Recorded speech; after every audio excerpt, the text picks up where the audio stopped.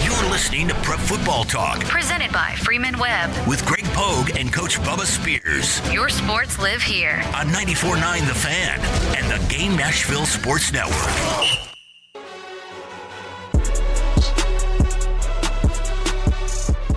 Prep Football Talk presented by Freeman Webb, Roy's Meat Service, East Nashville.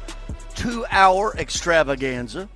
You know, next Saturday, one-on-one with Greg Pogue is going to be Vicki Yates. She was here about a month ago, and she suggested on air, not of my doing, that she's going to host the show and interview me. And Vicki Yates, I told my wife. They'll listen just because of her. Well, I know. And I told my wife, Robin, if Vicki wants to run away, I'll send a postcard. So, anyway. Week 6, Craig Ladd. What's up, buddy? I can believe it's week 6 coming up. You can believe it. I can. I needed an ice bath this morning. I sat on some bleachers last night for 4 hours, and I need it. So what was Forrest last night? They were at Fayetteville. Okay. And Big you set big up win, the 38-6. broadcast on, and what'd you do it with the equipment in your lap? What'd you do? Well, the press box is tiny, about the size of an outhouse, so no room for us. So we were in the visitor bleachers, no electricity, and we had to use the generator. That's called high school football. At its finest. That's exactly right. Before we get into the week's game, tell us a little bit about your running back you got up there at Forest.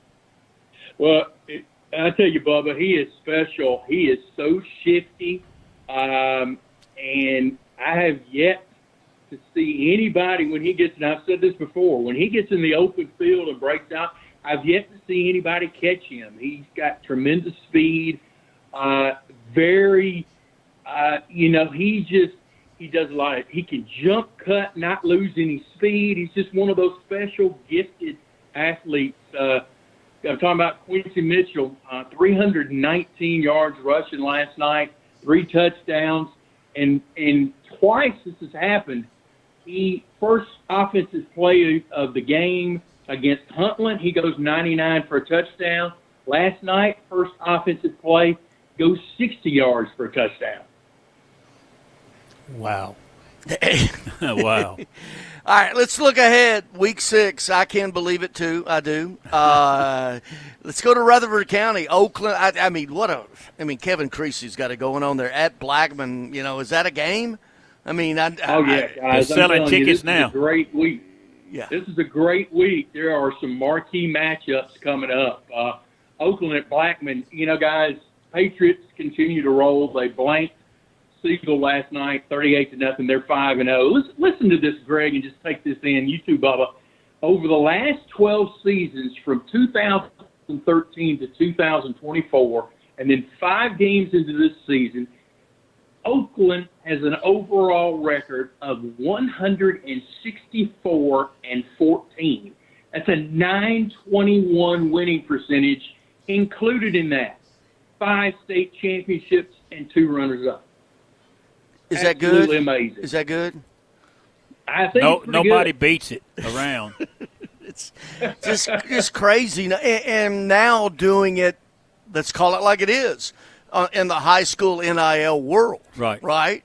Yep, absolutely. You know, I tell you what, guys, Blackman also, they're 5-0. They blanked Laverne last night 49-0. They have outscored their opponents 173-29 this season. This will be the 29th matchup in this series. Oakland's won 22 of the matchups, including 12 straight. But that game last year at Blackman, Oakland swept by 13-12. It went down to the last possession, if I'm not mistaken, and it looks to be that kind of game again this year. Absolutely. Innsworth, Brentwood Academy. Innsworth, of course, you know, we know about Taylor Hasselbeck, the Wyoming commit, son of the coach, you know, J.C. White over at Lipscomb. And not as much about that game, but Lipscomb, Brentwood Academy. Well, this will be the 19th meeting all time between these two schools, and the first since 2022. Brentwood Academy has won 11 of the previous meetings, including 7 straight. But, Ensworth's won 3 in a row after knocking off Lipscomb last night, 49-8. You mentioned him, Taylor Hasselback, the Wyoming commit. He passed for 241 yards last night in a pair of scores. Brentwood Academy also undefeated. They blanked Christian Brothers last night, 31-0. Cruz Jenkins, quarterback who took over for George McIntyre, 238 yards passing, 3 touchdowns. And former guys, listen to this, former Oregon commit, 5-star wideout, Keyshawn Bowman, 8 of those completions went to him, 170 yards and 3 touchdowns. He decommitted. I just saw, Oregon he decommitted from Oregon last night, right? Yes, he did. Yep. Wow. Sure did. Craig Ladd with us. BGA FRA. BGA coming into this game with a bye week. They're 4-0, averaging 55 points per game, led by senior quarterback Caden Marable. Man, you talk about a season, guys. He's completing 82% of his passes for 1,097 yards, 16 touchdowns, no interceptions.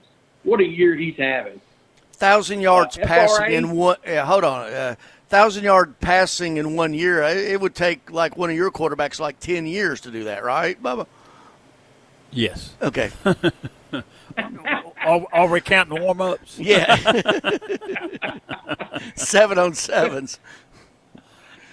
FRA guys 5-0. Knocked off Davis Academy last night, 35-14. They feature one of the top juniors in the country in Amari Sanders, who had 90 yards receiving last night and 2 touchdowns in the win. He's ranked number 2 in the state and number 29 in the nation for his class. Justin Geisinger, the job he's done at FRA is, and it sort of goes under the radar a little bit. With the bigger private schools, Division 3, what do you say, 3A? But I'm telling you guys, we've talked about this before. We have athletes in the mid-state. We have a lot of colleges come through here, and you can just about name the school. They're coming through here looking at these young men. And what nights we've been reading for 5 weeks now that some of these quarterbacks, receivers, and running backs, and of course we're forgetting the lineman. Beach has got a lineman that's committed to Penn State. So I mean, we have the athletes in the mid-state that are fortunate enough to go to the next level. Yeah, Bo, and I'll say this too. This tells you the depth of the players in the mid-state. BGA has a 2028 defensive tackle got offered by Ohio State this week. Springfield, we talk about Pearl Cone's non-region schedule, and you get into the region, you're going to play 5-0 Springfield. We just had Coach Wilson and the quarterback Case and Woodson on earlier in the show.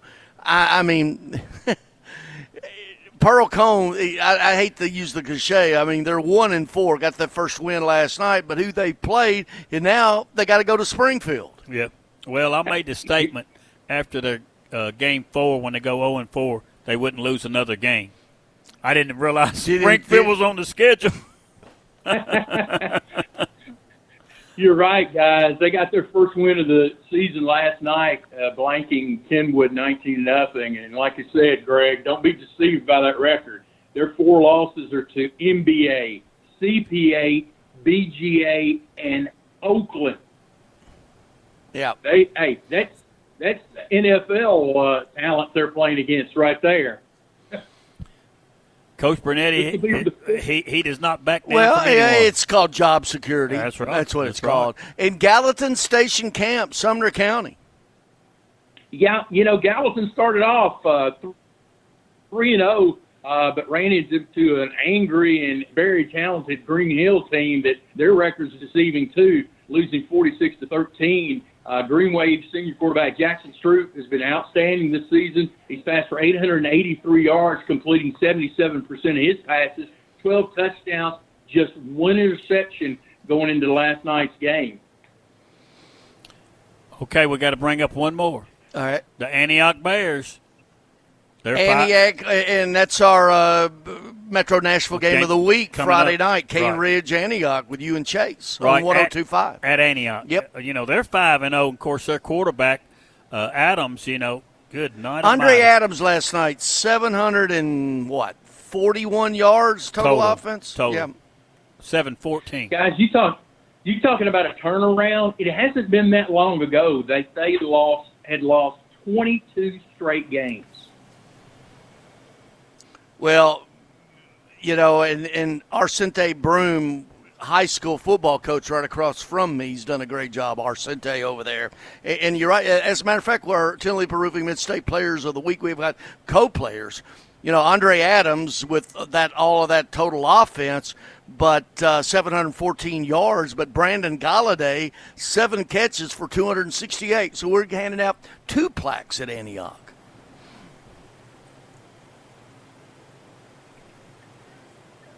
Have we lost Craig?